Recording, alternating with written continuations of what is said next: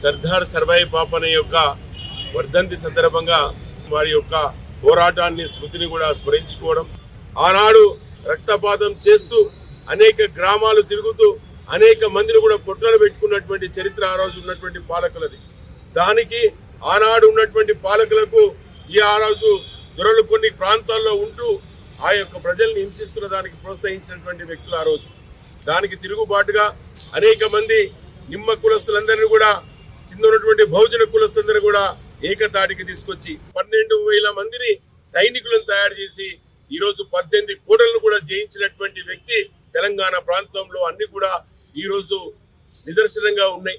పాలకుల వ్యతిరేకంగా పోరాటం చేసి ప్రాణ తర్పణం చేసినటువంటి వ్యక్తి ఆనాడు తీసుకొచ్చి మొఘలాయ సామ్రాజ్యం వాళ్ళు ఇక్కడ ఉన్నటువంటి ప్రాంతాల్లో దొరలు ఆ రోజు ఆయనను తీసుకొచ్చి పట్టుకొచ్చి ఆ రోజు వారిని గోల్కొండ కోటకు తన తలకాయని బహుమతిగా పెట్టించి ఢిల్లీ కోటకు కూడా తలకాయని తీసుకుపోయినటువంటి సందర్భం ఉంది. కనుక అలాంటి వీరోచిత పోరాట యోధుడు ఈ రోజు మనం స్మరించుకోవడానికి గాంధీ భవన్లో మనం ఉండడం జరిగింది.